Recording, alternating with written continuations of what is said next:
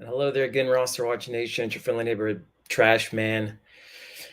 Here today to talk about some emerging values at the tight end position. So these tight ends aren't generally being drafted commensurately to the value they'll add on a weekly basis in fantasy leagues this season. So let's go ahead and get started. First off with Cole Kmet of the Bears.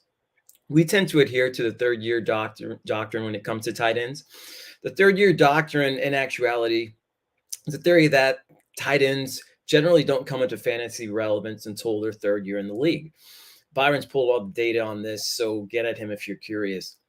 Well, it's Kmet's third year, and he's primed to take a big step this season as quarterback Justin Fields' safety blanket in an emerging Chicago offense.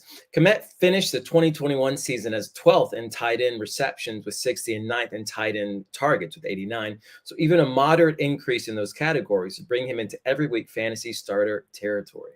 After that, we have Cameron Brate of the Buccaneers. I'm not sure how long Brate will be of value in drafts, as Rob Gronkowski's retirement will likely give him a boost in rankings worldwide. But from my experience in these matters, owners are more apt to pivoting to the next best tight end option on another team rather than picking up the backup tight end on the retiree squad. After all, Brate has been in the league for some time now, and people don't generally think about him. Also, the potential of Gronk making a midseason comeback will loom in the minds of shrewd owners, so that will keep some hands off of Brate as well. In any case, you can snag Brate. If you can snag Brate as your second tight end, there's a solid chance he ends up performing well enough to become your first tight end option in 12-team leagues. If you'll remember, Brate was the top 8 tight end in 2016 and 2017, so that's well within his wheelhouse. Before I talk about my last emerging value of the tight end position, I want to talk to you about Underdog Fantasy.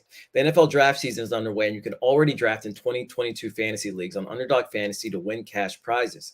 Through their slick mobile app and user-friendly site, you can join a league and draft a team in just minutes. Plus, the folks at Underdog are going to help you get started with a deposit match of up to $100 in bonus cash when you sign up and make your first deposit with the promo code ROSTER.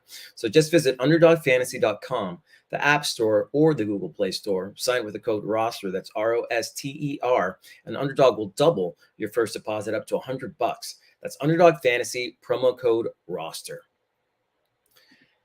And so the last of my emerging tight end values is Albert Okwuegbunam of the Broncos, or Albert O, as we affectionately call him.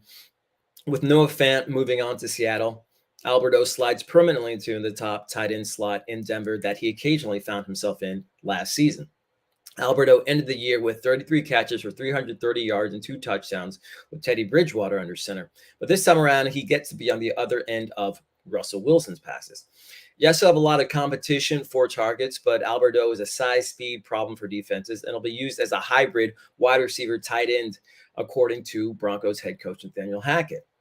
So he's going to be versatile. If you're looking for upside at the tight end position, there are a few better bets than Albert O this season. Anyway, there you have it. These are my emerging values at the tight end position. If you like what you're hearing, if you like what you heard, give us a follow, leave us a comment. Join us at RosterWatch.com, where we have a plethora of worthwhile information involving fantasy football and other aspects of football.